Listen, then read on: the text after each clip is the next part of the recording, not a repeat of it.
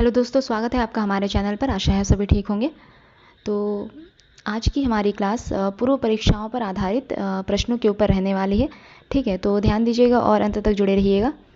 मुझे पता है कि इससे पहले की जो कुछ क्लासेस हैं वो मैं अच्छी तरह से नहीं दे पाई हूँ किसी हेल्थ इशू की वजह से।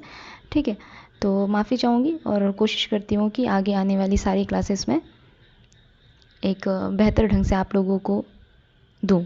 ठीक है, देखती हूँ। पहला प्रश्न,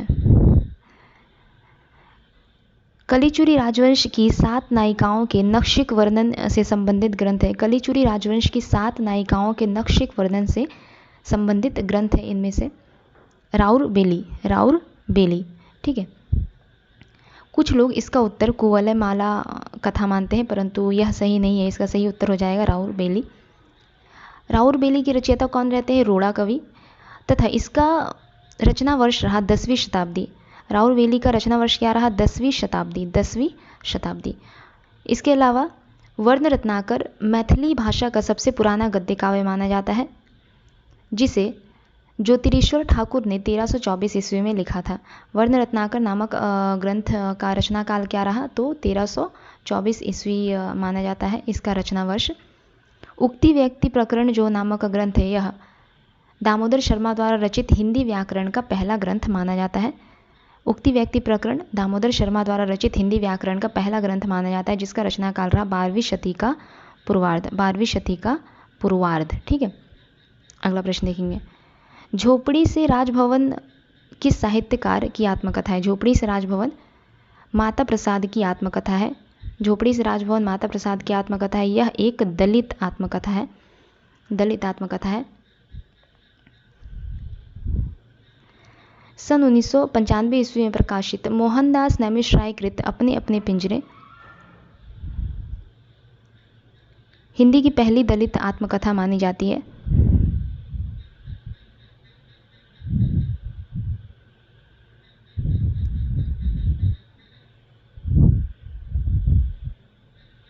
अपने अपने पिंजरे हिंदी की पहली दलित आत्मकथा मानी जाती है, सन 1995 ईस्वी में प्रकाशित।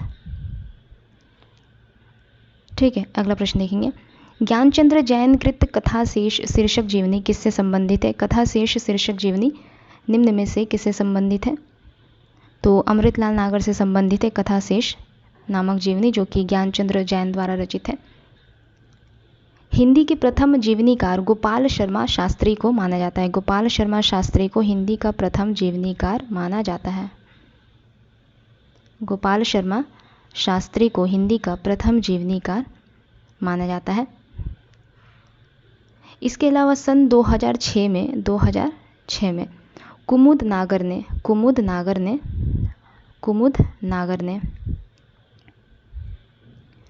वटवृक्ष की छाया में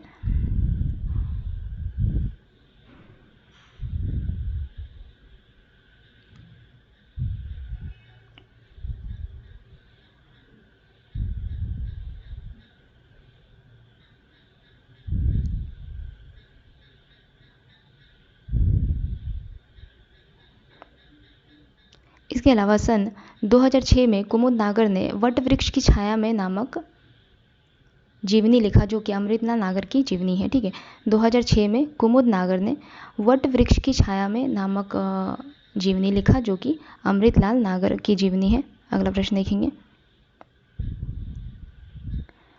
सूरदास का प्रेम पक्ष लोक से न्यारा है, यह कथन किस विद्वान का है?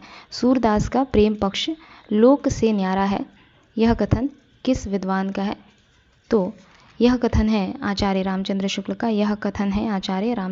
का। सूरदास भक्ति काल के प्रमुख कवि रहे। सूरदास के 3 प्रमुख ग्रंथ हैं जिसके बारे में पूछा जाता है, जो कि है सुरसागर, सुरसारावली और साहित्य लहरी। अगला प्रश्न देखेंगे। एक ही कथानायक चेतन उपेंद्रनाथ के कई उपन्यासों का केंद्रीय पात्र है, उनके किस उपन्यास का नायक चेतन नहीं है?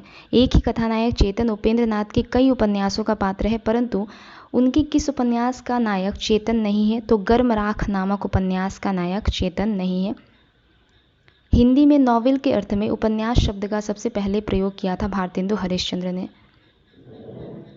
ठीक है, अगला प्रश्न देखते हैं। वह उस शाखा का वन विहंग उड़ गया मुक्त नभ निस्तरंग निरस्तरंग। वह उस शाखा का वन विहंग उड़ गया मुक्त नभ निरस्तरंग पंक्तियाँ किस छायावादी कवि की है? तो यह पंक्तियाँ हैं सूर्यकांत त्रिपाठी निराला की। सूर्यकांत त्रिपाठी निराला की यह पंक्तियाँ हैं।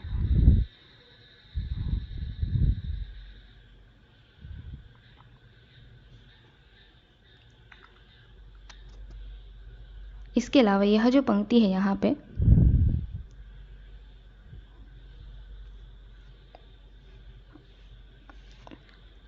वह उस शाखा का वन विहंग उड़ गया मुक्त नभ निरस्तरंग पंक्तियाँ यह निराला की पंक्तियाँ हैं तथा यह पंक्ति तुलसीदास नामक कविता से ली गई है जो कि सूर्यकांत त्रिपाठी निराला जी द्वारा ही रचित है।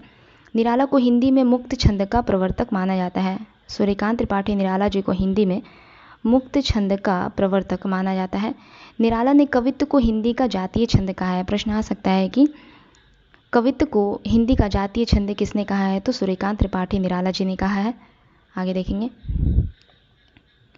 हिंदवी शब्द का प्रथम प्रयोग किस इतिहासकार ने किया था? हिंदवी शब्द का प्रथम प्रयोग अबू सईद ने किया था।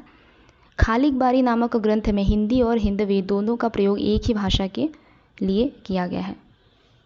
ठीक है, खालिक बारी नामक ग्रंथ में हिंदी और हिंदवी दोनों का प्रयोग एक ही भाषा के लिए किया गया है और हिंदी शब्द जो है यह फारसी का शब्द है। अगला प्रश्न देखते हैं, विलोम की दृष्टि से असंगत युग्म निम्न में से कौन सा है? अर्थात निम्न में से कौन सा विलोम शब्द नहीं है? तो अज्ञ विज्ञ विलोम शब्द है, अद्यतन पुरातन विलोम शब्द है, पराजय विजय यह भी विलोम है, परंतु अवार्चिन और नवीन यह समान अर्थ वाले शब्द हो गए। अवार्चिन का अर्थ भी आधुनिक होता है और नवीन का अर्थ भी हो जाएगा नया। आगे देखते हैं, संस्कृत के किस ग्रंथ का आरंभ श्री शब्द से तथा समापन लक्ष्मी शब्द से हुआ है? तो किरातार्जुनीयम का। संस्कृत के ग्रंथ किरातार्जुनीयम का आरंभ श्री शब्द से और समापन लक्ष्मी शब्द से हुआ है।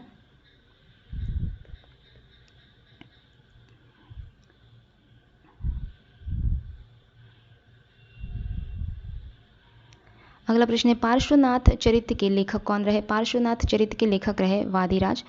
पार्श्वनाथ चरित्र के लेखक रहे वादिराज। यह 11वीं शती के महान विद्वान थे। वादिराज 11वीं शताब्दी के महान विद्वान थे। इस ग्रंथ में भगवान पार्श्वनाथ के जीवन चरित्र का वर्णन किया गया है। आगे है, नाटक और नाटककारों का कौन सा युग्म निम्न में से सुमेलित नहीं है? रघुकुल रीति, जगदीश चंद्र माथुर, मिस्टर अभिमन्यु, लक्ष्मी नारायण लाल, एक सत्य हरिश्चंद्र, लक्ष्मी नारायण मिश्र, गोपा का दान, विनोद रस्तोगी। तो एक सत्य हरिश्चंद्र यह लक्ष्मी नारायण लाल द्वारा रचित नाटक न होकर के लक्ष्मी नारायण मिश्र द्वारा रचित नाटक न होकर के लक्ष्मी नारायण लाल द्वारा रचित नाटक है एक सत्य हरिश्चंद्र। लक्ष्मी नारायण लाल समकालीन हिंदी नाटककारों में चर्चित नाटककार माने जाते हैं। इनके द्वारा रचित कुछ प्रमुख रचनाएं हैं जैसे अंधा कुआं, मादा कैक्टस, 3 आँखों वाली मछली, सूखा सरोवर, मिस्टर अभिमन्यु इत्यादि। अंधा कुआं, मादा कैक्टस, 3 आँखों वाली मछली, सूखा सरोवर, मिस्टर अभिमन्यु इत्यादि ये सभी रचनाएं लक्ष्मी नारायण लाल द्वारा रचित हैं। आगे उनकी आलोचना की प्रमुख विशेषता है उनकी अनाविल दृष्टि और निर्मल विवेचन। यह कथन किस आलोचक के प्रति है? उनकी आलोचना की प्रमुख विशेषता है उनकी अनाविल दृष्टि और निर्मल विवेचन। यह कथन है विश्वनाथ प्रसाद मिश्र के प्रति। यह कथन विश्वनाथ प्रसाद मिश्र के प्रति कहा गया है।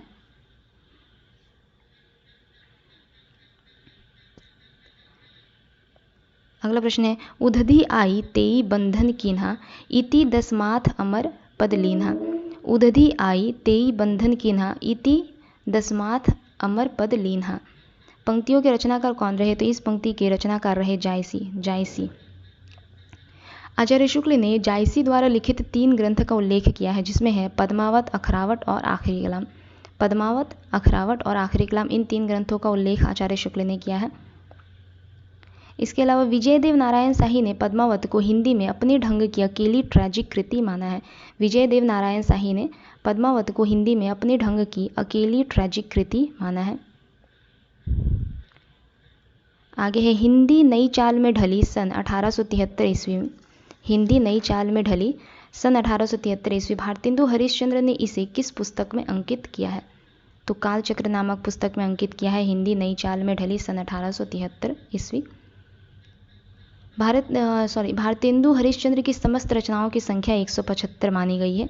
इसके अलावा भारतेंदु को रसा उपनाम से भी जाना जाता है। भारतेंदु को रसा उपनाम से भी जाना जाता है। नील देवी उनके द्वारा रचित एक गीति नाट्य है। नील देवी उनके द्वारा रचित एक गीति नाट्य है। भारतेंदु हरिश्चंद्र जी द्वारा रचित एक गीति नाट्य है नील देवी। भारत दूरदर्शन का प्रकाशन वर्ष रहता है 1880 ईस्वी। इसके अलावा विद्या सुंदर एक अनुदित नाटक है। विद्या सुंदर एक अनुदित नाटक है। भारतेंदु द्वारा रचित विद्या सुंदर एक अनुदित नाटक है। तो किसका अनुदित नाटक है? संस्कृत के ग्रंथ चौर पंचासिका का यह एक अनुदित नाटक है। संस्कृत के ग्रंथ चौर पंचासिका का यह एक अनुदित नाटक है। अगला प्रश्न देखेंगे। उर्दू को यामिनी भाषा कहने का श्रेय किसको है? उर्दू को यामिनी भाषा कहने का श्रेय है लल्लू लाल को।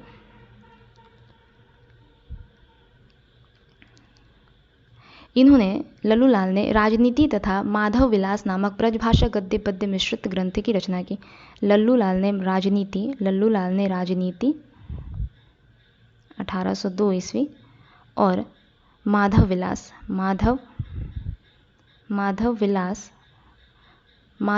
नामक ब्रजभाषा गद्य पद्य मिश्रित ग्रंथ की रचना की।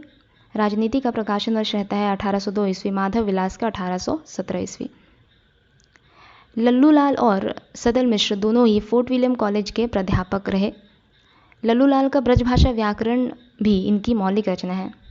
ठीक है, लल्लू लाल द्वारा रचित ब्रजभाषा व्याकरण इनकी मौलिक रचना मानी जाती है। ब्रजभाषा व्याकरण, लल्लू लाल द्वारा रचित ब्रजभाषा व्याकरण इनकी मौलिक रचना मानी जाती है। अगला प्रश्न देखेंगे। ब्रजभाषा का विकास किस अपभ्रंश से हुआ है? ब्रजभाषा का विकास सौरसेनी अपभ्रंश से हुआ है। सौरसेनी अपभ्रंश से पश्चिमी हिंदी, राजस्थानी और गुजराती का विकास हुआ है। सौरसेनी अपभ्रंश के अंतर्गत कौन कौन सी उपभाषाएं आती है? तो पश्चिमी हिंदी, राजस्थानी और गुजराती। पश्चिमी हिंदी, राजस्थानी और गुजराती। पश्चिमी हिंदी के अंतर्गत आने वाली बोलियां हैं ब्रजभाषा, खड़ी बोली, बांगरू, कन्नौजी, बुंदेली। ब्रजभाषा, खड़ी बोली, बांगरू, कन्नौजी, बुंदेली ये पश्चिमी हिंदी के अंतर्गत आने वाली बोलियां हैं। राजस्थानी उपभाषा के अंतर्गत आने वाली बोलियां कुछ इस प्रकार हैं, जैसे मेवाती, मारवाड़ी, मालवी और जयपुरी। मेवाती, मारवाड़ी, मालवी, जयपुरी। इसके अलावा गुजराती उपभाषा भी सौरसेनी अपभ्रंश से ही विकसित हुई है। आगे देखते हैं। बीती विभावरी जागरी, अंबर पनघट में डूबो रही तारा घट उषा नागरी। उपर्युक्त पंक्तियों में कौन सा अलंकार है? तो इन पंक्तियों में है रूपक अलंकार। जहाँ उपमेय पर उपमान का आरोप किया जाए वहाँ रूपक अलंकार होता है। ठीक है, अर्थात जहाँ उपमेय और उपमान में किसी प्रकार का भेद नहीं किया जा सके वहाँ पर रूपक अलंकार होता है। अगला प्रश्न देखेंगे। निम्नलिखित में से रचना और रचनाकारों का असंगत युग्म हमें बताना है। तो हे मेरी तुम, केदारनाथ अग्रवाल। फूल नाम है एक, त्रिलोचन। नीली रेखा तक, भवानी प्रसाद मिश्र। लोग भूल गए हैं, यह शमशेर बहादुर सिंह की रचना नहीं है बल्कि रघुवीर सहाय की रचना है। रघुवीर सहाय की रचना है या लोग भूल गए हैं, जिसका प्रकाशन वर्ष रहता है 1982 ईस्वी। इसका प्रकाशन वर्ष रहा 1982 ईस्वी। हे मेरी तुम 1981 ईस्वी। फूल नाम है एक 1985 ईस्वी। अगला प्रश्न देखते हैं। भारतेंदु नाटक मंडली द्वारा अभिनीत पहला नाटक कौन सा है? तो भारतेंदु नाटक मंडली द्वारा अभिनीत पहला नाटक है सत्य हरिश्चंद्र। भारतेंदु का पहला नाटक रहा विद्या सुंदर। इन्होंने काशी में नेशनल थिएटर की स्थापना की। भारतेंदु हरिश्चंद्र ने काशी में नेशनल थिएटर की स्थापना की। हिंदी किस भाषा का शब्द है? हिंदी फारसी भाषा का शब्द है। हिंदी फारसी भाषा का शब्द है। पक्षी का पर्यायवाची निम्न में से कौन सा नहीं है? तो शकुंद पक्षी का पर्यायवाची नहीं है। शकुंद का अर्थ उस कनेर के वृक्ष से है जिसमें सफ़ेद पुष्प लगते हैं। शकुंद का अर्थ उस कनेर के वृक्ष से है जिसमें सफ़ेद पुष्प लगते हैं। इसके अलावा शकुंद के कुछ अन्य अर्थ भी हो गए, जैसे मंद, मूढ़, सुस्त, आलसी इत्यादि। अगला प्रश्न देखेंगे। बाकी सभी यहाँ पे आपके जैसे खग, शकुनी, शकुंती, ये सभी पक्षी के पर्यायवाची है। ऊट पटांग शब्द में कौन सा समास है? ऊट पटांग शब्द में आपके तत्पुरुष समास है। इसका समास विग्रह हो जाएगा ऊट पर टांग, ऊट पर टांग अर्थात बेतुका। इसका अर्थ क्या हो गया? बेतुका। ऊट पर टांग यानी बेतुका, तत्पुरुष समास है इसमें। निम्न में से किस रचना का रचनाकार फोर्ट विलियम कॉलेज से संबंधित नहीं थे? तो रानी केतकी की कहानी के रचनाकार इंशाअल्लाह खां। रानी केतकी की कहानी के रचनाकार इंशाअल्लाह खां का संबंध फोर्ट विलियम कॉलेज से नहीं है। साथ ही सदर सुखलाल का संबंध भी फोर्ट विलियम कॉलेज से नहीं है। इसके अलावा प्रेम सागर और लाल चंद्रिका के रचयिता कौन रहते हैं? तो लल्लू लाल। प्रेम सागर और लाल चंद्रिका के रचयिता कौन रहे? लल्लू लाल। काफ़ी बार यह प्रश्न आ चुका है कि प्रेम सागर किसकी रचना है? लल्लू लाल। लाल चंद्रिका किसकी रचना है? तो लल्लू लाल। नासिकेतोपाख्यान सदल मिश्र की रचना है। नासिकेतोपाख्यान के रचयिता रहे सदल मिश्र। अगला प्रश्न देखेंगे। खड़ी बोली का एक अन्य नाम रहा कौरवी। खड़ी बोली का एक अन्य नाम रहा कौरवी। खड़ी बोली आज की मानक हिंदी का पूर्व रूप है। खड़ी बोली आज की मानक हिंदी का पूर्व रूप है। ठीक है। डॉक्टर ग्रियर्सन ने इसे वर्नाकुलर हिंदुस्तानी, डॉक्टर ग्रियर्सन ने खड़ी बोली को वर्नाकुलर हिंदुस्तानी कहा, तो वहीं डॉक्टर सुनीति कुमार चटर्जी ने इसे जनपदीय हिंदुस्तानी कहा है। पूछा जा सकता है कि किसने खड़ी बोली को जनपदीय हिंदुस्तानी कहा? खड़ी बोली को जनपदीय हिंदुस्तानी, खड़ी बोली को जनपदीय हिंदुस्तानी किसने कहा? तो डॉक्टर सुनीति कुमार चटर्जी ने। और डॉक्टर ग्रियर्सन ने इसे वर्नाकुलर हिंदुस्तानी कहा है। गुरुवे शब्द का सही संधि विच्छेद क्या हो जाएगा? तो गुरुवे शब्द का सही संधि विच्छेद हो जाएगा गुरो धन ए। यह कौन सी संधि है? तो अयादी संधि का एक शब्द है। अयादी संधि के अंतर्गत आने वाला यह एक शब्द है।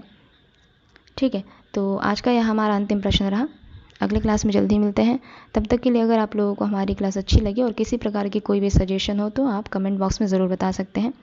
मिलते हैं अगले क्लास में। धन्यवाद।